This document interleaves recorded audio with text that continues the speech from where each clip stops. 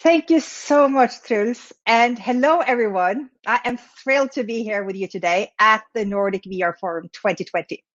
Today, I will be speaking about something that is very close to my heart and that I've actually been working with for the last 20 years, and that is culture and leadership. And I will be talking about that in the context of the new world of work. So I thought I'm going to start out with taking a 10,000 foot perspective of what's going on in the work world and how it is affecting people and leadership and organizations. And then I will give you three powerful business strategies that will help you not only handle the changes, but also to thrive in the new world of work. So let's start out with having a look at the four transformational forces that have changed the way we work: globalization, digitization, demographic changes, and COVID-19. And we could say that COVID-19 actually has put the other ones, at least digitization, on speed lately. And with this new world of work, some new skills are required. And World Economic Forum has actually defined what 10 skills that are critical in the new world of work, with complex problem solving, critical thinking, and creativity on top. But also things like people leadership and emotional intelligence stated as very, very important in order to succeed in the new world of work. And we're also seeing how organizations need to up their games and change their ways in order to stay competitive in this new landscape. So companies around the world are trying to organize and work in ways that are more agile, fast, flexible, creative, diverse, remote and hybrid, which a lot of organizations are finding themselves in right now. And also, organizations are realizing they need to become more human. And I'm going to spend a little bit more time on that in a little while.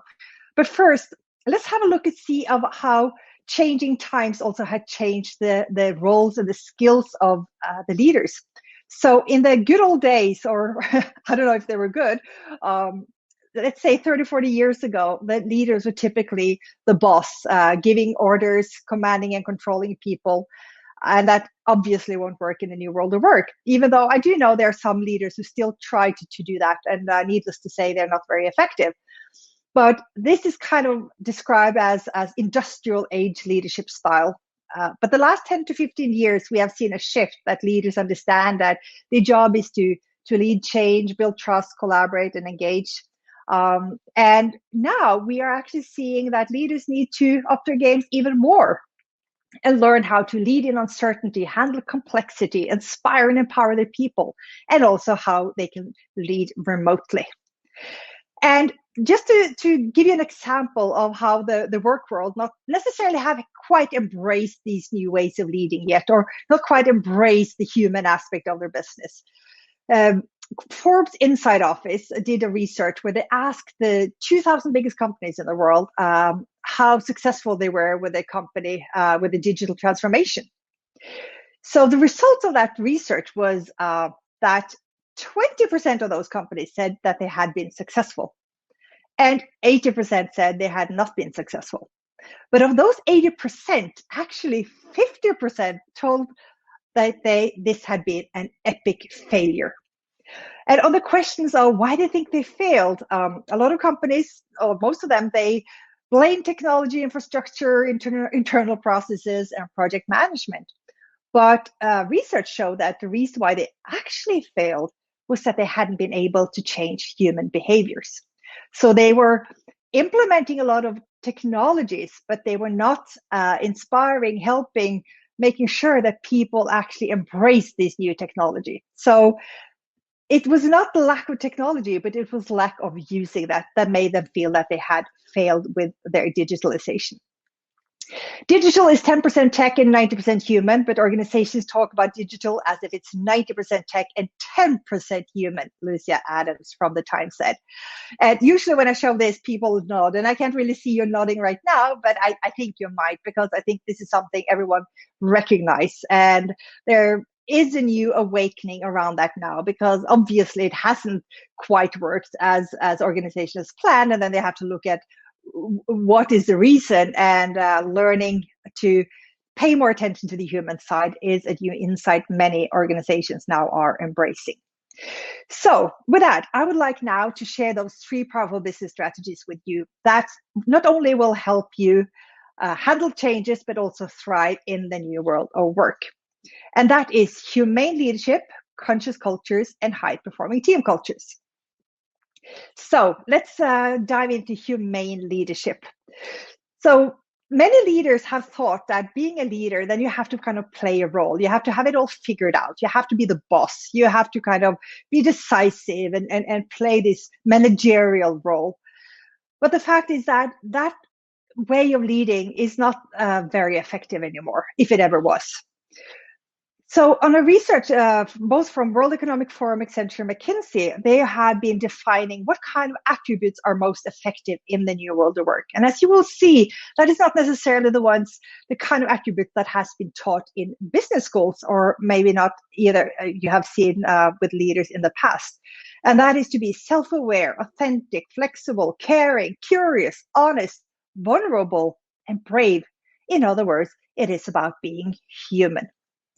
So leaders who embrace their humanness are able to build more trusting organizations and create results, not because they are there to commanding, controlling them, but because they are letting people thrive in this new world of work.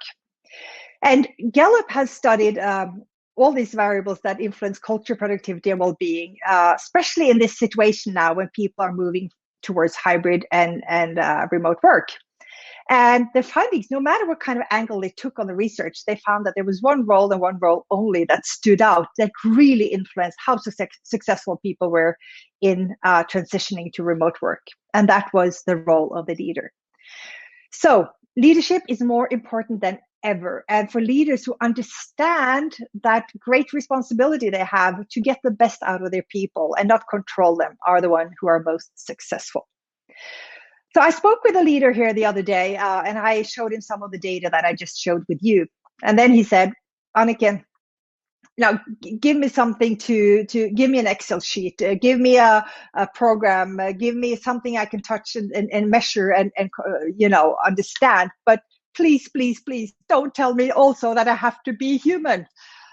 And he was saying it jokingly, of course, but there was a little piece of truth in there, because there's a lot of leaders now that feel a bit uncomfortable with suddenly having to show up more vulnerable, show more up as themselves.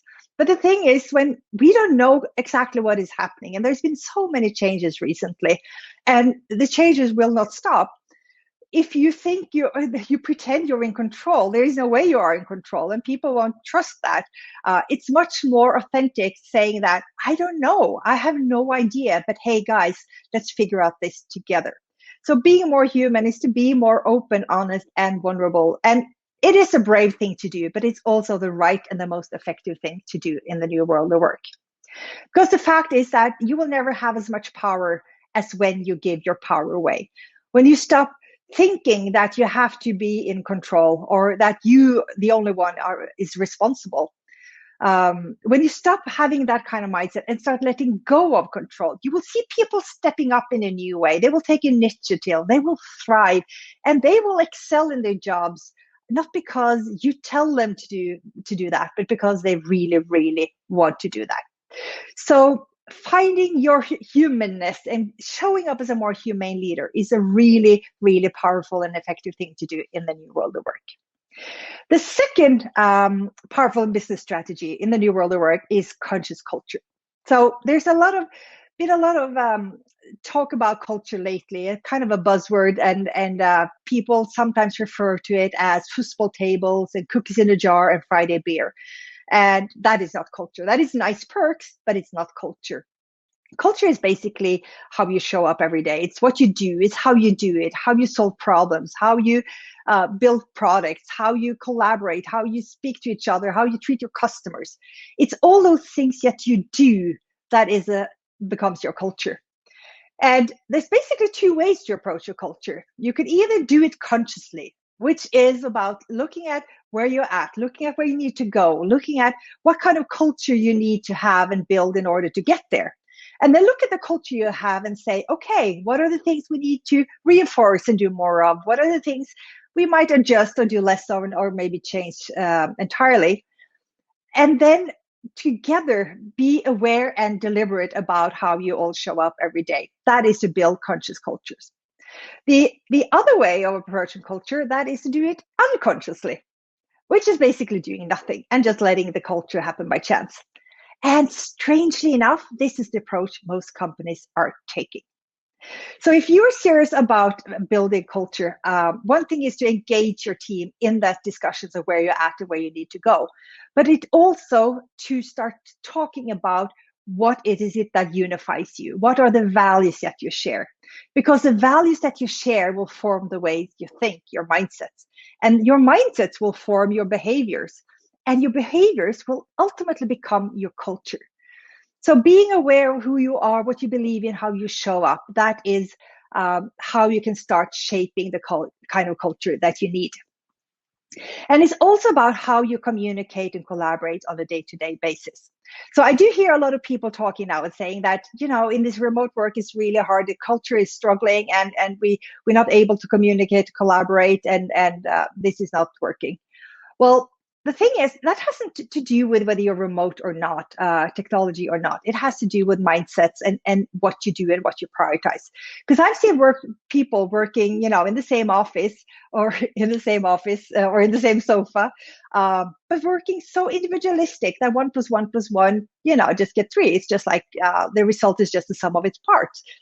But other teams that have been working like all around the world, only seeing each other remotely or on video or however they are communicating, they are acting like real teams because it is about how often you communicate, the way you communicate and collaborate. It is not about where you physically are. So I think this is a mindset that a lot of people have, that you can't really have a strong communication and collaboration culture when you are remotely. But I know that is not the case. And I've seen it again and again. And I think if you are deliberate about creating that kind of culture, you will be able to make that happen, even if people are not physically in the office. Peter Drucker, the management guru, said already back in the 1960s that culture is strategy for breakfast. So we cannot plan, we can't predict, we can't decide what the future is going to look like, but we can create the kind of cultures that will handle whatever may come. So creating a conscious culture, that is the second powerful strategy for high-performing teams in the new world of work.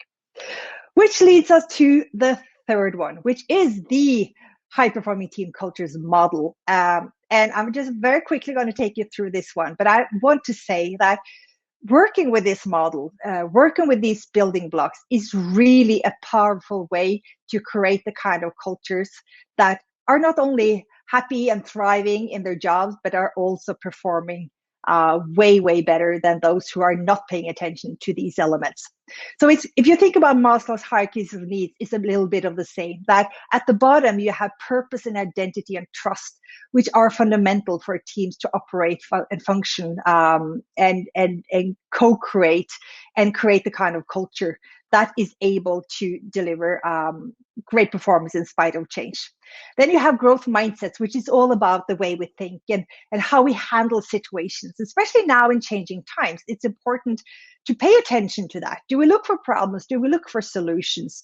Where do we put our minds? Are we afraid of change? Are we open for change, even though it's scary? So talking about the mindsets, and then ultimately getting the team to a place of passion and joy. And I don't know about you, but I've been working in companies and I've seen lots of companies where I have that level of energy that you just come in there and just like feel it and you want to be part of it. And you're attracted to work with them and work for them or do business with them. And it is about that drive and that energy that unleashes when a team come together and they truly have a purpose. They have a strong sense of identity. They're trusting each other. They're focusing on the right things. And the passion and joy to a large extent becomes the consequence. But this doesn't happen in a vacuum. So it's also a lot about how the leaders lead and how the teams collaborate and communicate. But being deliberate, being aware of the power of how this all plays together. That is, I think, one of the most powerful business strategy you possibly can have to have a team that will thrive in this new world of work. And the benefits of doing that are many. for team members, research shows that people who work in joyful, passionate cultures, they feel 74% less stressed, 40% less burned out, and they are 29% happier with their lives. And when you look at the organizations, they can actually show for more creativity and innovation, up to 50% better performance, and 21% higher profitability. So there's really no reason not to invest in people, invest in the culture, and spend time on creating these kind of organizations. So to round it up, I also want to say that this is kind of overwhelming, and I've been saying a lot of things in a very short time. But that being said, the most important thing, I think, is to realize that even though we are living in changing times, even though things are challenging, this is also an opportunity. It's an opportunity to grow yourself, to grow your team, to even grow your business results, just by not looking at this as a problem or an obstacle, but actually as an opportunity. And even though it's kind of scary and kind of hard, that's okay. It's okay to be scared. It's okay to be challenged. It's okay to not know how to do things, because we're all in this together. No one has been here before. Not in this situation we are with COVID-19, and not with in the new world of work. We are co-creating this together. And I don't know about you, but I am a big fan of butterflies, and I love the butterfly effect, which basically talks about how small changes can have profound impacts. And as a leader, that is more important than anything else, to understand that what you do, how you show up, how you speak, how you talk, how you treat people, it doesn't only influence that one person or that one situation. It has an impact way beyond what you can see, because the shadow of the leader is long and the butterfly effect is real. So I just want to encourage you that even though this might sound overwhelming, there's a lot of things you can do. Just start doing something, just a little thing, just a little shift to move towards a way of working, a way of leading, a way of organizing, a way of communicating and collaborating that will be more effective, more engaging, inspiring, and lead to much better results. And you will thrive in this new world of work. So with that, I will say thank you so much for your time. It has been a pleasure, and I want to wish you all the best of luck, and also that you will have a fabulous rest of the day. Thank you, and bye-bye.